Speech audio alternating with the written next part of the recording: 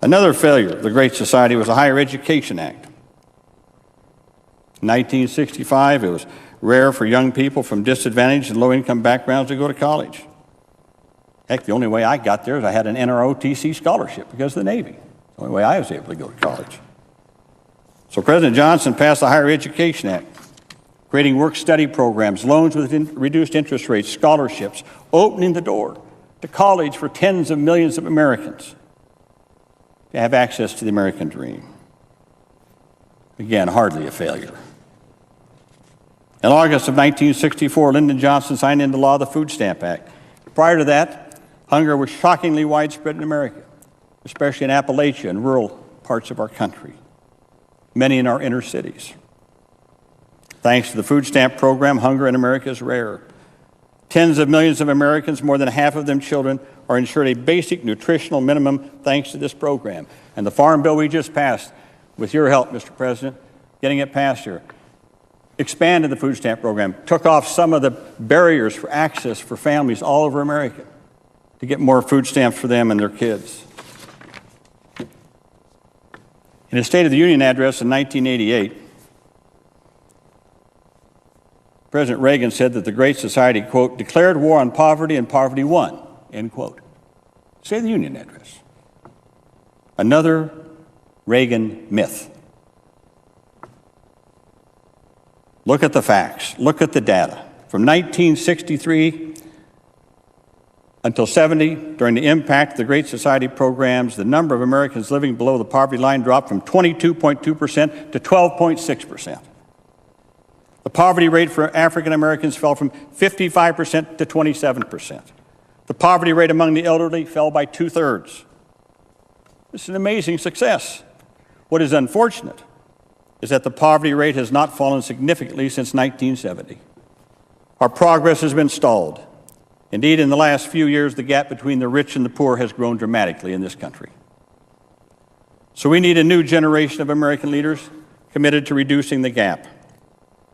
A new generation of leaders with Lyndon Johnson's passionate commitment to fighting poverty and hunger and homelessness and inequality and discrimination. Mr. President, any fair-minded observer would say that LBJ's Great Society was far from a failure. It was a monumental success. The Great Society programs define the modern United States of America as a compassionate, inclusive society, a genuine opportunity society where everyone can contribute their talents and abilities. The Great Society is very much the living legacy of our 36th president. We see the Great Society today in cleaner air and water, young people from poor backgrounds going to college, seniors and poor people having access to decent medical care, people of color exercising their right to vote and live in the neighborhood of their choice. We see the Great Society in Head Start, quality public schools, vocational education, college grants, loans, all the rungs on the ladder that people need to achieve the American dream. Even those from humble, hard-scrabble backgrounds like Lyndon Johnson himself, or this senator from Iowa. Americans have a tendency to take for granted the achievements of the Great Society. But just imagine an America without Medicare, without the Civil Rights Act, without the Voting Rights Act, with Title I of elementary and secondary education, without Head Start, without community health centers, without vocational education, and I can go on and on. It would be truly a greatly diminished America, a less secure America, a less just America. And with the great companionship of Lady Bird Johnson, it would be a less beautiful America. I know that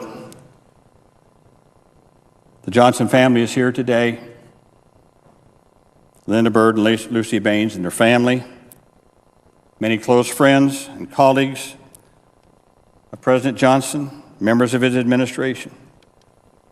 I thank them for keeping the LBJ legacy alive and not letting it become invisible. Let me just quote before I close from just a small part of a speech that was given by Joseph Califano just this Monday at a luncheon here in Washington commemorating the legacy of Lyndon Johnson. Joseph Califano, obviously, we all remember, being Lyndon Johnson, Secretary of Health, Education, and Welfare. Listen to what he said. Of even greater danger to our nation, by making the presidency of Lyndon Johnson invisible, we lose key lessons for our democracy. Courage counts, and government can work. And it can work to the benefit of the least among us in ways that enhance the well-being of all of us. I can think of no sentence that sums up the legacy of Lyndon Baines Johnson better than that. Mr. President, I would ask consent that the full speech of Joseph Califano be printed in the record immediately following my remarks. Without objection. Mr. President, like every truly great leader in our nation's history, Lyndon Johnson brought us a giant step closer to achieving our highest ideals. He fought passionately for social and economic justice for all Americans. He fought to put the American dream within reach of every citizen. That is the legacy we salute today. That is truly the success and not the failure of the Great Society. Mr. President, I yield the floor.